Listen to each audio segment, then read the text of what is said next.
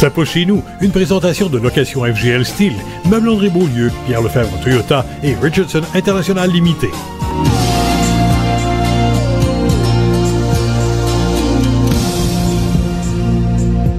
Je suis présentement à la ferme Québec en compagnie des propriétaires Mélissa Daigle et Simon Hamelin qui se spécialisent dans l'élevage de bœuf wagyu.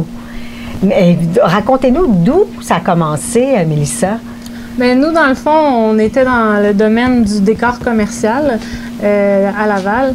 Puis, quand on s'est rencontrés, et on avait vraiment envie, bien, pour ma part, de revenir à la campagne. Simon avait aussi envie de me suivre. Puis, on cherchait un projet qui pouvait nous allumer tous les deux, dans lequel on pouvait travailler ensemble. Donc, on a vu l'opportunité de commencer un élevage ici à Saint-Bernard. On a trouvé un terrain qui nous plaisait avec une belle opportunité. C'est pour ça qu'on a acheté et puis on a démarré ce projet-là. Mais le bœuf wagyu, Simon, ça vient du Japon. C'est quoi le lien avec le Québec? Ben oui, c'est une race qui est originaire du Japon, là, des années 80-90, qui est sortie en tout et partout 200 têtes du Japon. Puis toutes les wagyu en Australie et en Amérique proviennent de ces 200 têtes-là. Fait que tous nos animaux à nous, génétiquement par en arrière, les grands-parents proviennent de ces 200 têtes-là qui sont sorties du Japon. Qu'on retrouve ici au Québec. Puis c'est quoi la caractéristique, là, pour ceux qui ne connaissent pas ça, là, qui n'ont jamais goûté à du bœuf wagyu? Bien, c'est vraiment tout le persillage, le gras intramusculaire, tout le gras qu'il y a dans la viande, qui est un gras qui est bon pour la santé, plein d'oméga 3, oméga 6. Sa particularité principale, c'est vraiment la tendreté là, qui est extrême. Là. Durant la pandémie, le bœuf wagyu a eu un engouement incroyable.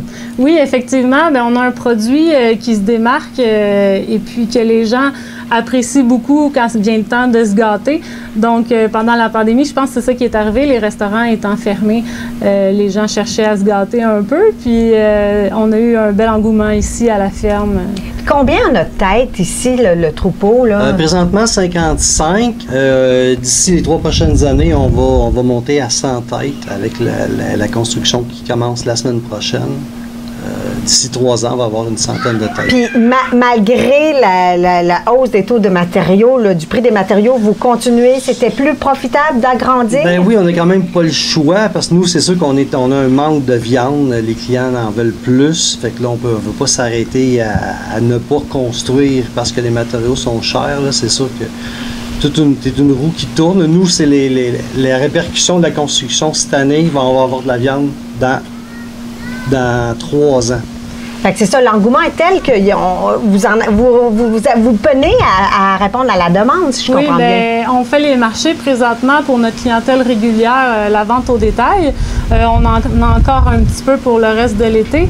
Mais si quelqu'un voudrait se rajouter comme client pour une demi-carcasse, là, c'est un 4 ans d'attente. Fait que vous avez des clients, là, tellement que vous avez en attente, des gens qui attendent. Oui, qui ont donné un dépôt dans le but de réserver leur bœuf complet ou leur demi-bœuf. Ça va aller juste dans 4 ans. Et là, vous allez faire l'objet d'un beau reportage dans les magazines. Donc, vous êtes un peu un exemple pour les Québécois en agriculture. En quoi vous êtes un exemple? Bien, on est des pionniers dans la race Wagyu. C'est nous les premiers à avoir eu la race 100% Wagyu. Il y a plusieurs autres éleveurs qui vont croiser avec la race Angus. Mais le 100% originaire du Japon, c'est nous les premiers éleveurs au Québec à avoir débuté dans cette race-là. Qu'est-ce qui était le plus difficile là, depuis vos débuts? De faire croire en nous, hein, je pense. Oui, bien, c'est tout ce qui est question de financeurs agricoles, les institutions financières. Tu sais, nous, on est parti l'entreprise avec une vache. Tu sais, on n'avait pas de terre agricole ou rien à mettre en garantie autre que notre vache. C'est nous qui a tracé le chemin pour les autres, dans le fond, parce qu'il n'y avait personne avant nous. Donc, c'était de faire croire que ça allait fonctionner aux autres. C'est ça qui était le plus difficile. Puis le conseil que vous donnez à un jeune agriculteur ou un couple comme vous qui se lance en agriculture dans un projet comme ça, c'est quoi? Être passionné. Pas écouter les commentaires négatifs des gens, là, vraiment croire en son projet puis foncer dans le tapis. Là, c'est vraiment... S'ils croient, foncer. Et vous êtes un bel exemple avec 4 enfants, dont le petit dernier, 4 mois. Vous êtes un bel exemple de courage, aussi de ténacité. Ben, oui. On se lève le matin et on va travailler, puis on se couche le soir. Non, on aime ce qu'on fait, c'est ça. On est passionné, puis quand on a la passion, je pense que tout est possible. Comme je dis souvent, moi j'ai vraiment l'impression d'être à ma retraite. C'est sûr que c'est pas un sideline. J'aime ça. J'ai pas l'impression de travailler vraiment. C'est vraiment. Puis c'est ce que vous avez de la relève, en tout cas pour le futur aussi, avec ses enfants. Bien, félicitations. On invite les gens à vous appeler. On donne les coordonnées dans l'onglet « Ça pousse chez nous » sur le site de CGSO.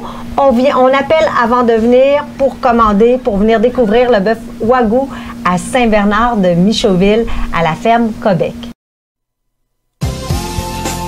Ça pousse chez nous, une présentation de location FGL Style, Meubles André Beaulieu, Pierre Lefebvre Toyota et Richardson International Limité.